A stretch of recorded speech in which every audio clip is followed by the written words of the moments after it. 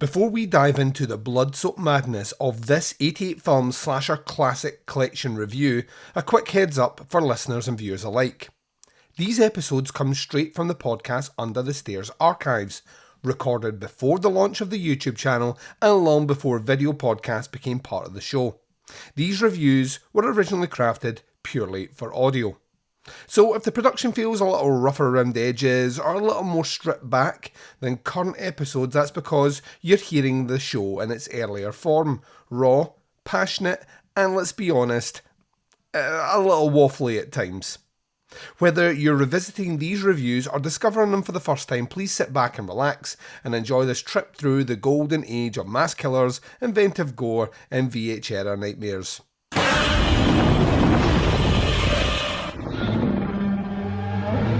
This podcast is not safe for work and will feature movie spoilers.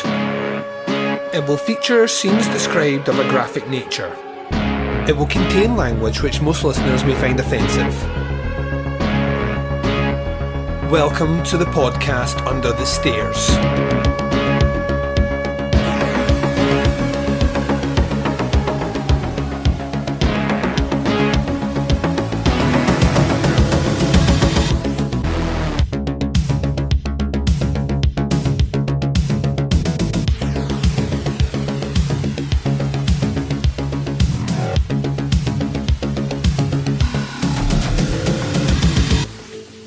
Hi everyone and welcome to the podcast Under the Stairs. This is your Sunday 88 film slasher classic collection of reviews. I'm your host Duncan. Welcome to the show. Up on this episode we travel to disc number 46 in the collection. This is New Year's Evil. A review of that movie will be coming up after the first break. Before we get to that, let's catch up with where we are closing out this week from Under the Stairs. Next week will kick off in pretty, I was going to say spectacular fashion. It depends whether or not you have been to see that new Quiet Place movie, because I'll be doing a bonus review of that dropping on Monday. So the brand new Quiet Place movie that came out, 2-3 weeks ago, I'll be doing a review of that coming out on Monday. On Thursday, you'll be getting another bonus episode. That bonus episode will be reviewing in part something we generally don't do Under the Stairs, but I'm kind of looking forward to bringing it to your attention. I got access to the first 3 parts of a 6-part documentary series produced by Blumhouse. It's a true crime documentary called Relentless that is available on Discovery Plus, so I'll be giving you a little teaser as what you might be able to expect watching that show, Relentless, on Discovery Plus. So that is a special bonus episode dropping on Thursday. And then on Sunday, we return to the bosom of the Arrow video assortment, ticking off another one of those titles from the list. So that is your lineup from Under the Stairs. On the Teapots Collective, it is catch-up time for me for sure. So this week you will be getting an installment of Doing the Nasty. It's the one that should have dropped last month, but you're getting it in short order this week coming.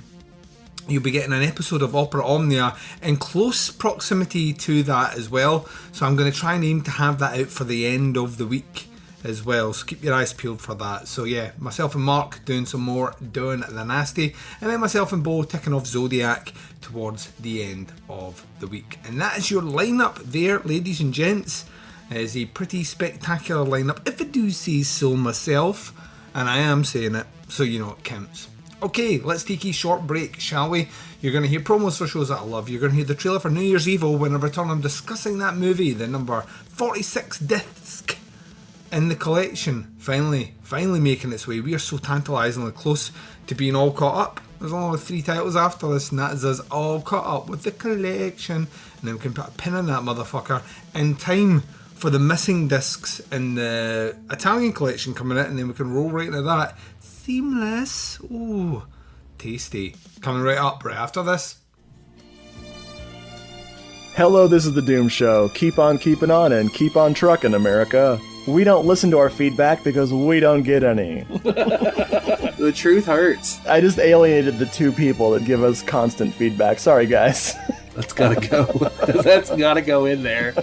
So on the show, we talk about giallo movies, and slasher movies, and cult movies. Sometimes we even talk about Cameron Mitchell and his movies. I am Richard. Who are you? I'm Brad, the guy that's not Richard, or Jeffrey, or Simon. That's right, we have 4 people, and we always talk at once, except to each other. Jeffrey lives up north. Simon lives across the world. Richard lives in Penis, Alabama. Hello, This is the Doom Show is a proud member of the Legion Podcast Network. Check out the other shows on legionpodcast.com. You can check out more Hello, This is the Doom Show at hellodoomshow.podomatic.com or at doomedmoviethon.com. Check for our Amazon exclusive Hello, This is the Doom Show cookbook. Do you like hot dogs? We got them. Do you like mac and cheese? We got it. Do you like cheddar? We have it. Actually, we don't. No cheddar. Just Colby. Colby Jack. Hello, this is the Doom Show. We never gave up on you because you never gave up on us. Wow.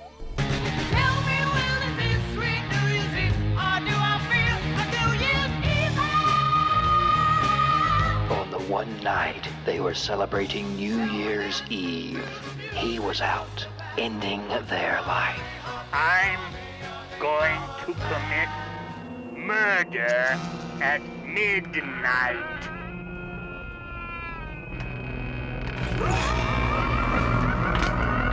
Call me evil.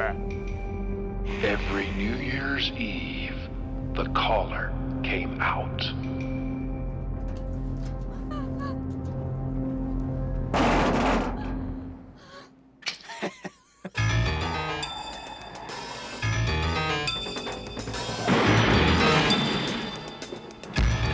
Please. I'll do anything you want. We can even get it on if you want to. I won't make any kind of fuss.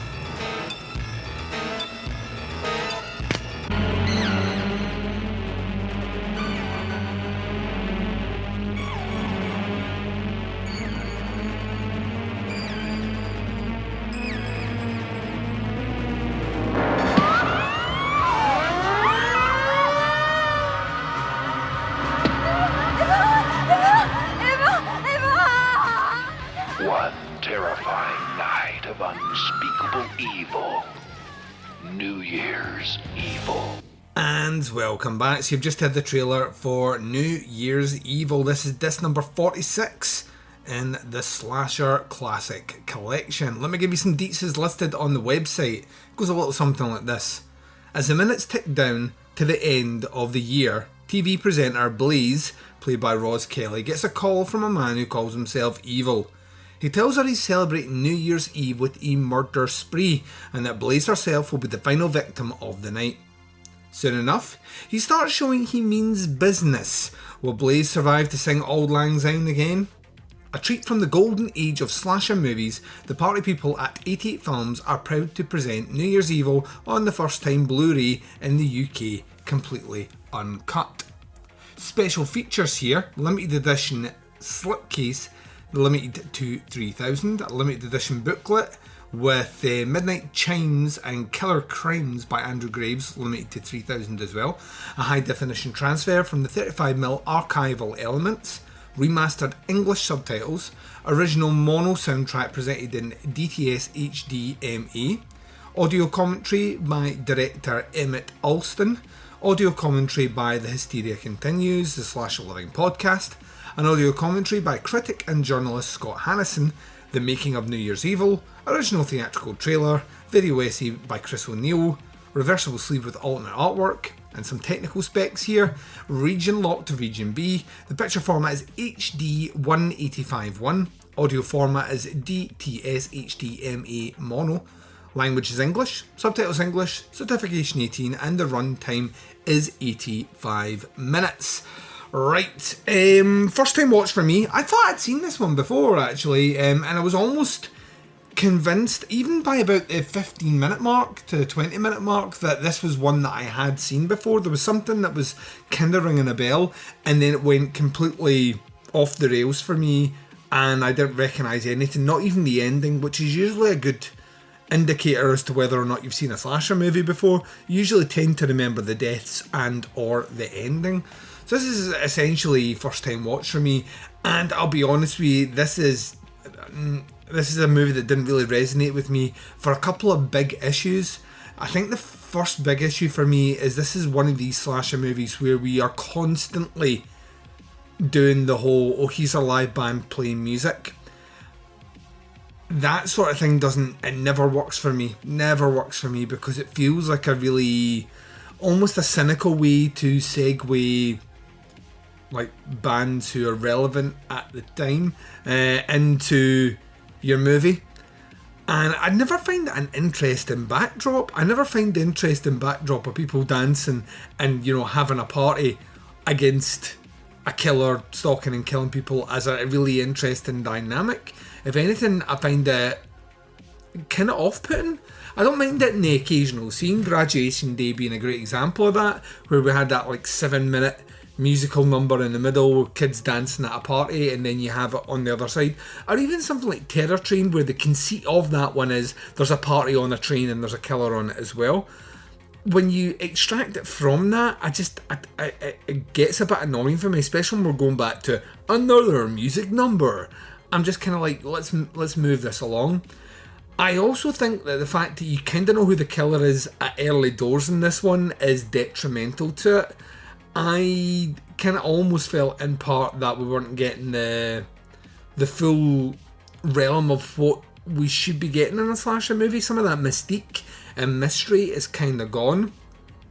I did like the mask the killer wears. I think is kind of cool and kind of creepy. But that being said, he doesn't wear it for a huge swath of this movie, rather kind of opting for like a fake moustache and other disguises, which kind of, once again, kind of lets it down a little bit. There's also this kind of whole other story going on with a potential second killer, which kind of plays out towards the end, and you reveal at the very end of the movie, which made me think, oh well, is this aiming for a sequel? Is this the horror never ends? Or is this just a case of, we'll just shove it in here as a kind of shock twist ending? All three of which I don't think work for it. I will say its runtime aids it surprisingly well. However, there is a good bit in a good 25 to 30 minutes at the start here where not a lot is going on. There's a lot of edging without a lot of cum, if you know what I mean. I didn't mean for that to come out as graphic as it did. I apologise, or do I? But yeah, it just kind of felt like it was treading water for a little bit, which, I mean, slasher movies do that. Usually it's the last third that things ramp up, and they certainly ramp up in the last third here, but just a lot of dialogue. A lot of the killer explaining why he's having to do what he's doing to Blaze, that I just kind of find a bit eye-rolling. Even his kind of his suicide at the end kind of feels anticlimactic. I don't want my killer to commit suicide. I want him to get shot or stabbed, or I want the final girl to get her hands on him, and that's not in this movie either.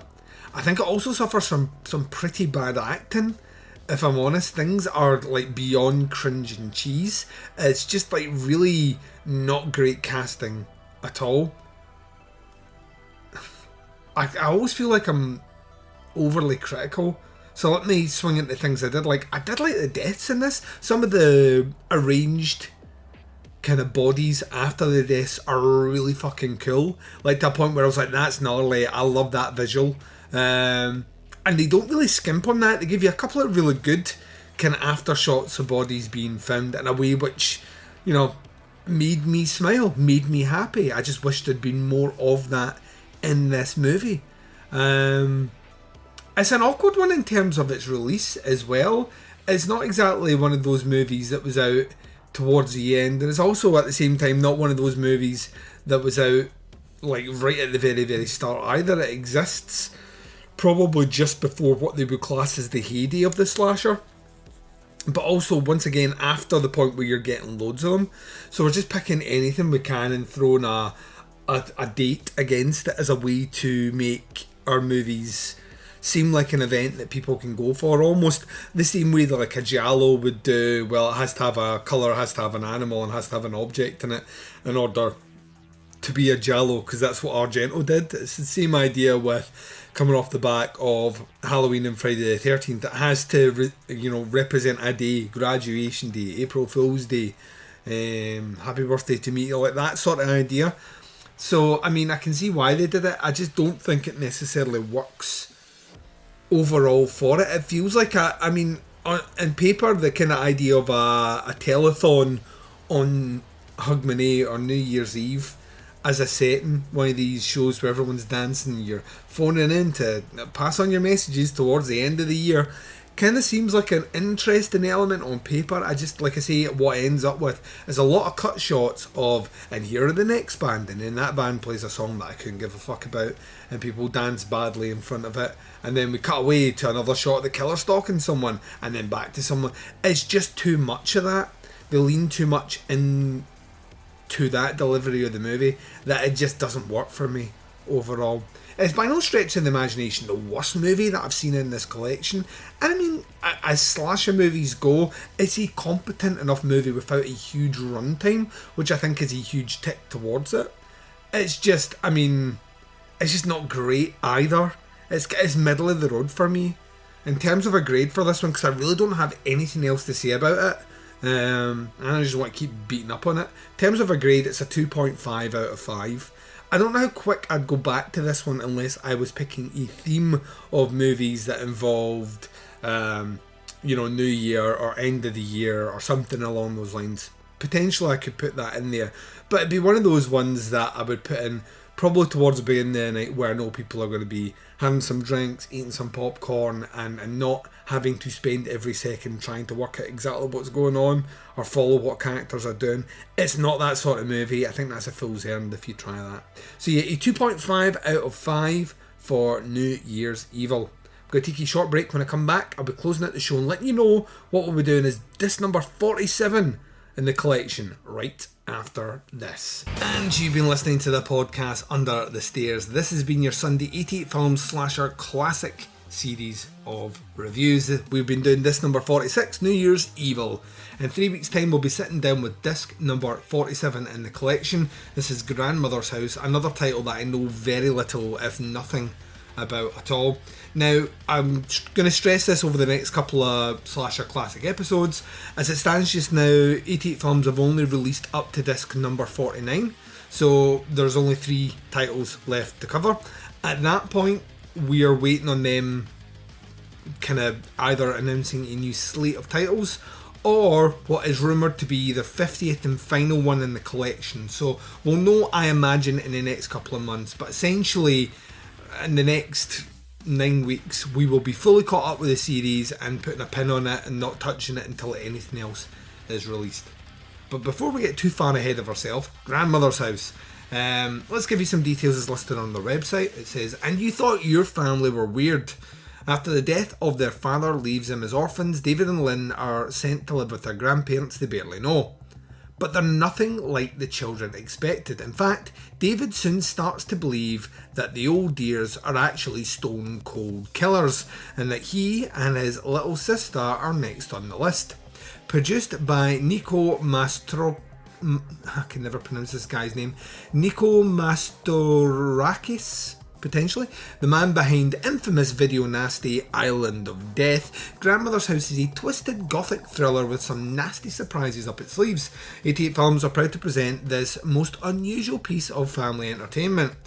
This is for those that are interested in slips. Well, they're limited to 3,000. Well, limited edition booklet, which has Fear and the Old Folks Home, a look back at OEP horror Grandmother's House from 1988.